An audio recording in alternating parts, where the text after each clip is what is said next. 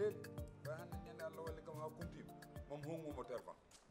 ka hongu mo téléphone ka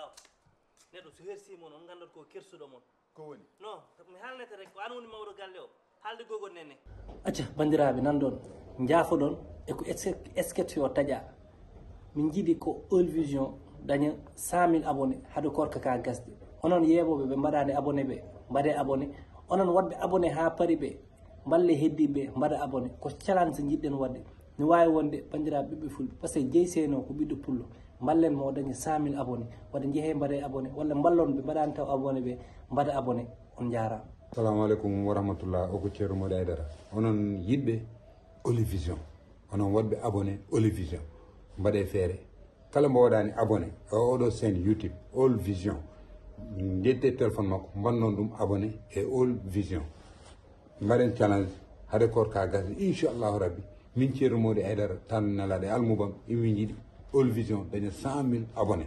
on balle mbaɗon abonné mbaɗon partage c'est gratuit koko ganene warma pourquoi amo yaha mo waɗa attaqué Dieynaba ko Dieynaba waɗimo ha waɗi attaqué Dieynaba par ce que o wi Dieynaba kanko wonde cubbalo ko cubbalo addinima pelente ko est ce que Dieynaba addi pelente o walla ko cubbalo addi pelente o way Dieynaba saabi cubbalo naate galle o ɗum ay kaw anani kaw mboɗo hersuma ɗum wona lawol o fotani arde mo waɗa attaqué Dieynaba portanima pelente hande portanima pelente jam way ko sehil Dieynaba porti kam pelente ko wondi hen Dieynaba anani ay onon o gona rimɓe onon so gonno rimɓe hande nargol mon ɗo ko gorgol ma saabi ɗum anani hande onon anan foti waɗde attaque gorgol ma sehil joom suudu ma porti kam pelente kono joom suudam portanima pelente kaw o fotani yaade omo wiya ko sababude Dieynaba pelente o ari Dieynaba haydara haaju mo ala hen e joni cubbalo hono ƴeewat ɗo Dieynaba o ƴeewata e min kono kay ko cubbalo saabi pelente o ay kaw goppe Dieynaba yo goggam woppu Dieynaba tout tranquillement e histoire Dieynaba noon no jogui yummiraɗo no jogui koreri no jogui babiraɗo to min woni responsable ala minen kam ko nunnu seyne min jogui min ngala yumma min gona baaba min gala baaba goto foof andi koko jibini way ummoɗo way anani kala ɓe wotte attaqué Dieynaba galle o ma tindu an teddina beccere weɗo mi kali mi faala kama kali ɗo galle ko gallam kono Dieynaba ko Dieynaba anani Dieynaba ko Dieynaba o chambre mo leltoɗa mi lumma chambre o eyyi ɗum mi lumma chambre o eyyi ko gonga yo aduno tin yo morma way ɗal woto wattu o waɗa ko ɓuuri ɗum onon on dimdani kaw onon on poti yettude Dieynaba jetton kam surtout Dieynaba eyyi par ce que subaba yeehi commissariat ha waɗi retiré plainte o ha jaam arti e galle aɗa jooɗiɗo a jogui course ko sababude Dieynaba eyyi mi rokkuma eyyi mi yomma nda kalis o ko baba to an aɗanno som sogama sokete nda an wuji kalis o an wi baba yo wuju kalis o kono plainte o so waɗama retiré ko sababude Dieynaba so ñagonoki baba ha joni watta retiré plainte o Dieynaba ko an dandi Dieynaba ko an dandi morma ko min no dandi Dieynaba ko an dandi so hanki wonno hande Dieynaba wiyata baba ni yo waɗa retiré plainte o saka nene ne waɗamo kala to lelimi leloɗa nda kalis o guila wujja ko an totta an totta yo gogo nene memtu Dieynaba o yuppan mon ndiyam gullam nden ma won rippuɓe e galle he ndippen kalis ar ndippen ar ndippen hoddiɓe nana ar ndippen ar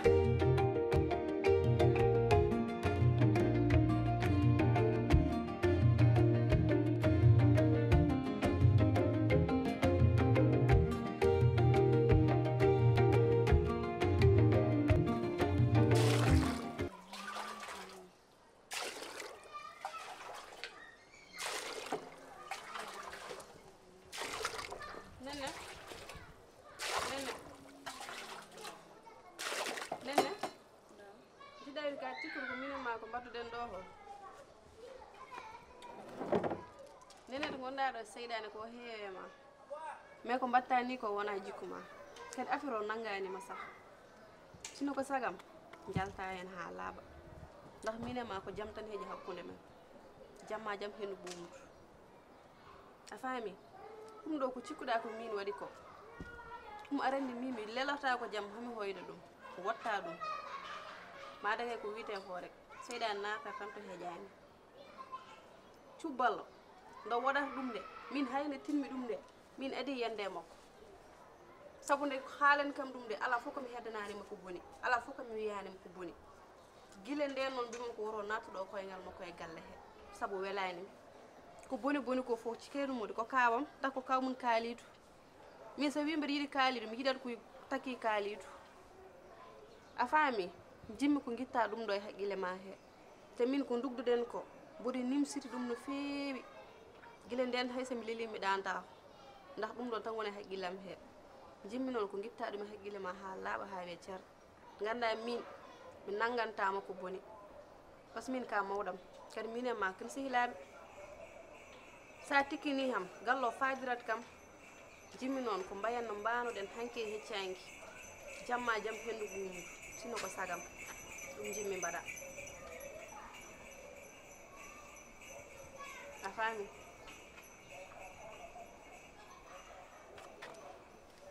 a faami sino ko sagam nak jalta hen seyɗano guitta ɗum haqqille ma ha laaɓa aɗa yarlore yafto aɗa acci hakke gonɗi ɗo yettin Dieynaba min hooram komi dañƴo hen gacca sabu ɗum mbeɗa andi mataw no mbiɗani tan seyɗani ne heewi doole kono sinno miijo no adittono wallahi mami miijo kadi mbeɗa andi an a wona ha caggal baɗowo ceerno modi ko boni saaha bonande fonde no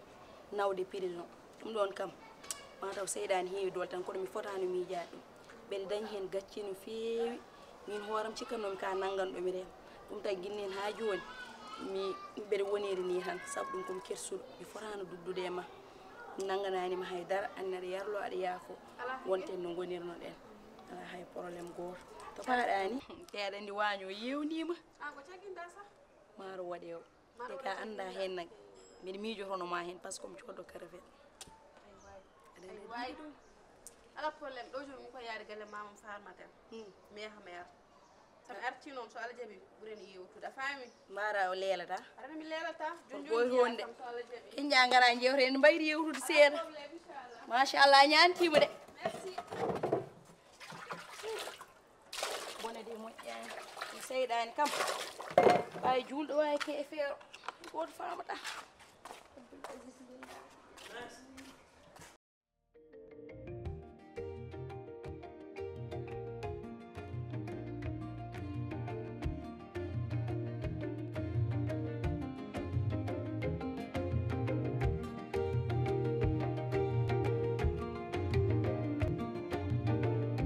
la ilaha onon de hannde on kirɗa en e gaw on kam hana hirani nde hannde moye lol welani gogo an kay hiranma nde hannde an kay kaw hen hande waɗi feɗɗere matte tañde quoi mahala an kaw bas hannde hay mucci aɗa waɗa en Allah hoorda wonno ko ñamde fof baba ñaami ɗum ñaami on yimi kumtani tan hankkadi ni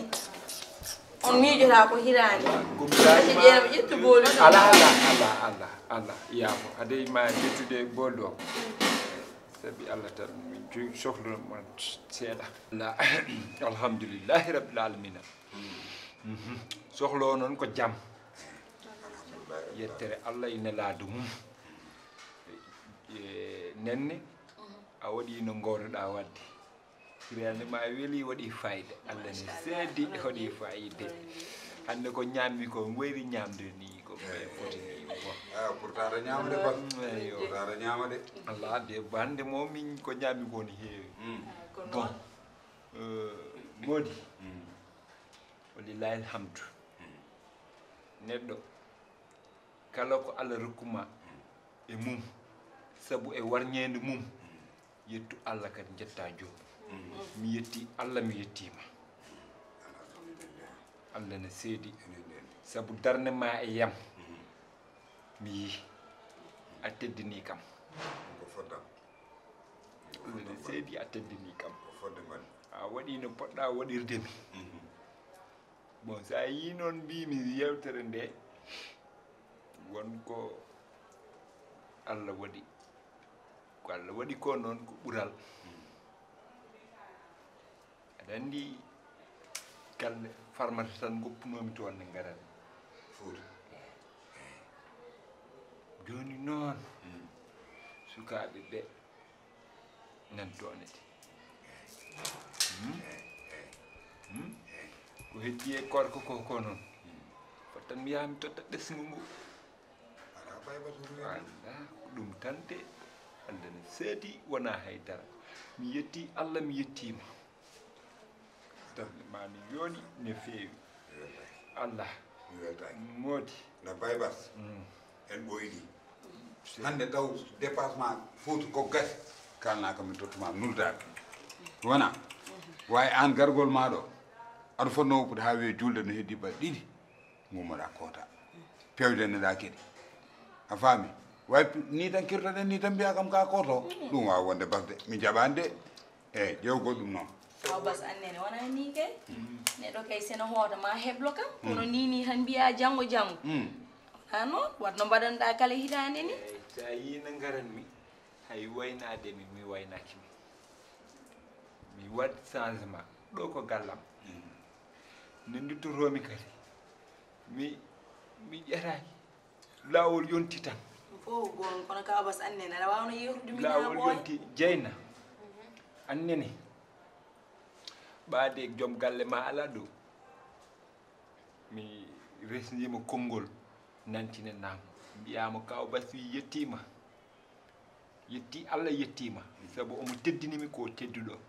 mi yi kadi no gurata ɓeydo tinnade inchallah mais kaw bas mi jondina hima taw Allah appana haali julde heddo balde comme kaw wini jaha mi jona kama taw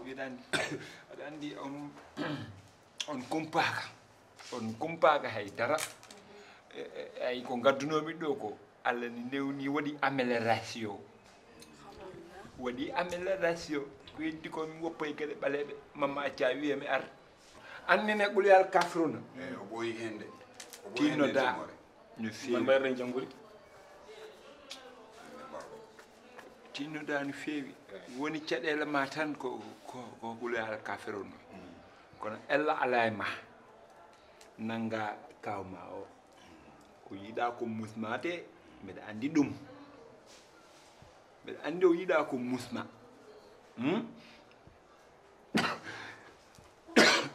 nenne Allah ne seedi ɓuri kam welde e ko gonni ɗo ko ñande defanta kam e fuwa o eyo e joni noon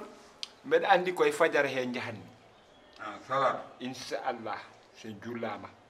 eyyi mbeɗa andi somi ummima ɗo joni komi lelitoɗo joom galle ma mbeɗa andi